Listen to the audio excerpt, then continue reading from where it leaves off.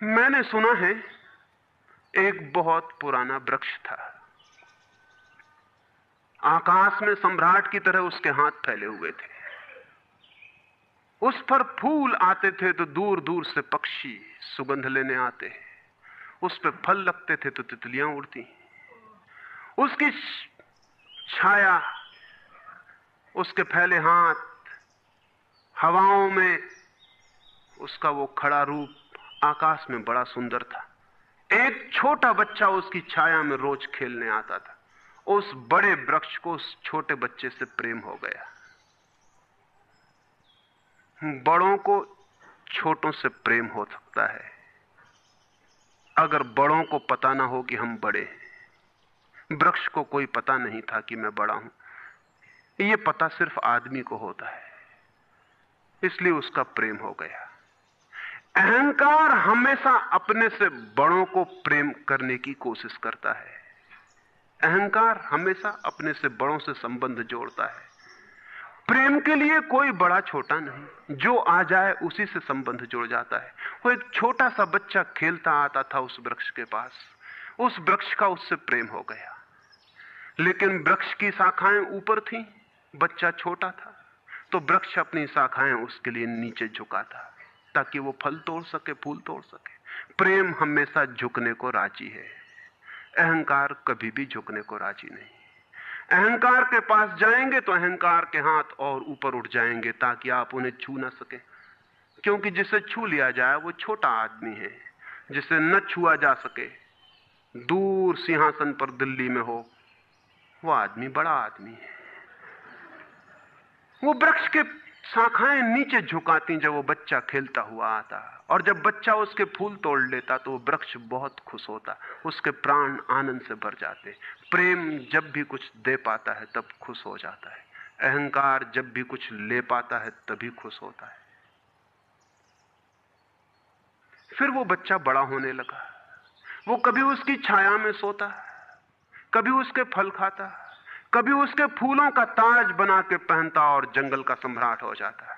प्रेम के फूल जिसके पास भी बरसते हैं वही सम्राट हो जाता है, और जहां भी अहंकार गिरता है वहीं सब अंधकार हो जाता है। आदमी दीन और दरिद्र हो जाता है।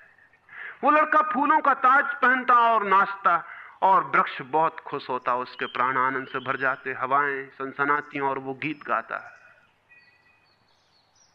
फिर लड़का और बड़ा हुआ, वो वृक्ष के ऊपर भी चढ़ने लगा, उसकी शाखाओं से झूलने भी लगा, वो उसकी शाखाओं पर विश्राम भी करता, और वृक्ष बहुत आनंदित होता। प्रेम आनंदित होता है जब प्रेम किसी के लिए छाया बन जाता है। अहंकार आनंदित होता है जब किसी की छाया छीन लेता है।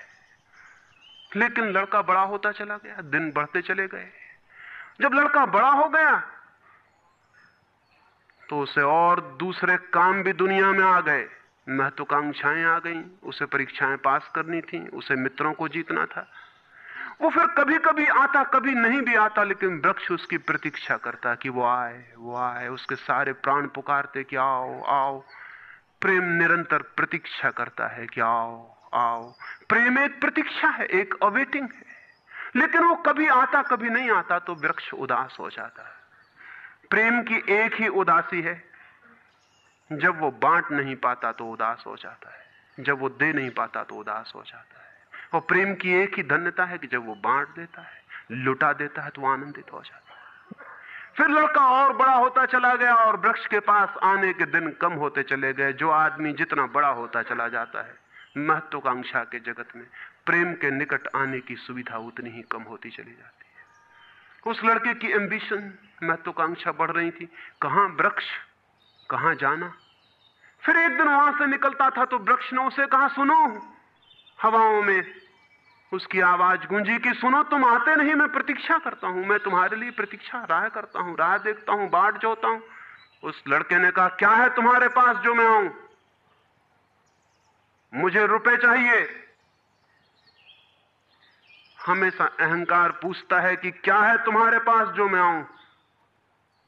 अहंकार मांगता है कि कुछ हो तो मैं आऊं, ना कुछ हो तो आने की कोई जरूरत नहीं। अहंकार एक प्रयोजन है, एक पर्पस है।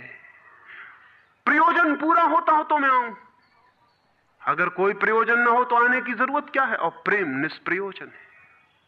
प्रेम का कोई प्रयोजन नहीं। प्रेम अपने में ही अपना प्रयोजन है, वो बिल्कुल पर्पसलेस है। वृक्ष तो चौंक गया, उसने कहा कि तुम तभी आओगे जब मैं कुछ तुम्हें दे सकूं। मैं तुम्हें सब दे सकता हूं, क्योंकि प्रेम कुछ भी रोकना नहीं चाहता। जो रोक ले वो प्रेम नहीं है। अहंकार रोकता है, प्रेम तो बेशर्त दे देता। लेकिन रुपए मेरे पास नहीं है। ये रुपए तो सिर्फ आदमी की इजाद है, वृक्षों ने ये बीमारी नहीं पाली है। उस वृक्ष ने कहा इसलिए तो हम इतने आनंदित होते हैं, इतने फूल खिलते हैं, इतने फल लगते हैं, इतनी बड़ी छाया होती है, हम इतना नाचते हैं आकाश में, हम इतने गीत गाते हैं, पक्षी हम पर आते हैं और संगीत का कलरव करते हैं, क्योंकि हमारे पास रुपए नहीं। जिस दिन हमारे पास भी रुपए हो जाएंगे, हम भी आदमी जैसे दीनहीन मंदिरों में बैठ के सुनेंगे कि शांति कैसे पाई जाए, प्रेम कैसा पाया जाए। नहीं नहीं, हमारे पास रुपए नहीं है। तो उसने कहा फिर मैं क्या आऊं तुम्हारे पास, जहां रुपए हैं मुझे वहां जाना पड़ेगा, मुझे रुपयों की जरूरत है। अहंकार रुपया मांगता है, क्योंकि रुपया शक्ति है, अहंकार शक्ति मांगता है। उस वृक्ष ने बहुत सोचा, फिर उसे ख्याल आया तो तुम एक काम करो, मेरे सारे फलों को तोड़ के ले जाओ और बेच दो तो शायद रुपए मिल जाएं। और उस लड़के को भी ख्याल आया, वो चढ़ा और उसने सारे फल तोड़ डाले, कच्चे भी गिरा डाले, शाखाएं भी टूटी, पत्ते भी टूटे, लेकिन वृक्ष बहुत खुश हुआ, बहुत आनंदित हुआ। टूट के भी प्रेम आनंदित होता है। अहंकार पाके भी आनंदित नहीं होता, पाके भी दुखी होता है। और वो लड़के ने तो धन्यवाद भी नहीं दिया पीछे लौटकर, लेकिन उस वृक्ष को पता भी नहीं चला, उसे तो धन्यवाद मिल गया इसी में कि उसने उसके प्रेम को स्वीकार किया और उसके फलों को ले गया और बाजार में बेचा। लेकिन फिर वो बहुत दिनों तक नहीं आया। उसके पास रुपए थे और रुपयों से रुपए पैदा करने की वो कोशिश में लग गया था, वो भूल गया। वर्ष बीत गए और वृक्ष उदास है और उसके प्राणों में रस बह रहा है कि वो आए उसका प्रेमी और उसके रस को ले जाए, जैसे किसी मां के स्तन में दूध भरा हो और उसका बेटा खो गया हो, और उसके सारे प्राण तड़प रहे हो कि उसका बेटा कहां है, जिसे वो खोजे, जो उसे हल्का कर दे, निर्भर कर दे। ऐसे वो वृक्ष के प्राण पीड़ित होने लगे कि वो आए आए आए, उसकी सारी आवाज यही गूंजने लगी कि आओ। बहुत दिनों बाद वो आया। वो लड़का तो प्रौढ़ हो गया था। वृक्ष ने उससे कहा कि आओ मेरे पास, मेरे आलिंगन में आओ। उसने कहा छोड़ो ये बकवास, ये बचपन की बातें हैं। अहंकार प्रेम को पागलपन समझता है, बचपन की बातें समझता है।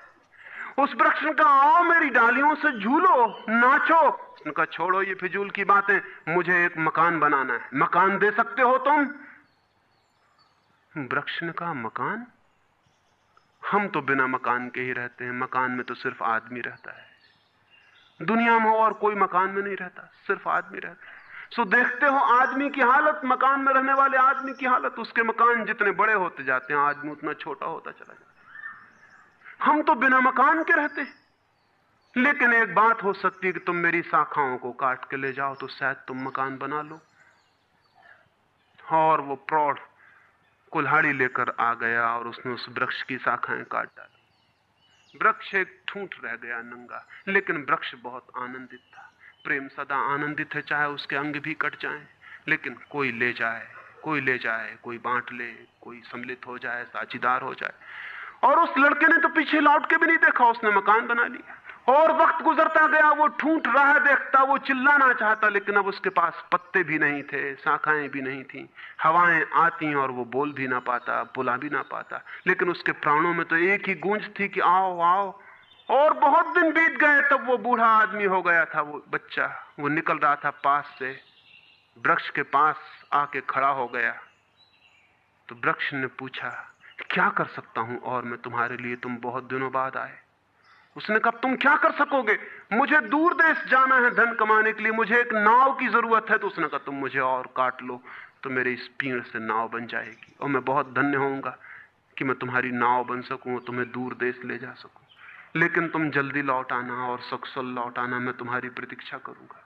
और उसने आरे से उस वृक्ष को काट डाला। तब वो एक छोटा सा ठूंठ रह गया और वो दूर यात्रा पर निकल गया। और वो ठूंठ भी प्रतीक्षा करता रहा कि वो आए आए, लेकिन अब उसके पास कुछ भी नहीं देने को। शायद वो नहीं आएगा, क्योंकि अहंकार वहीं आता है जहां कुछ पाने को है।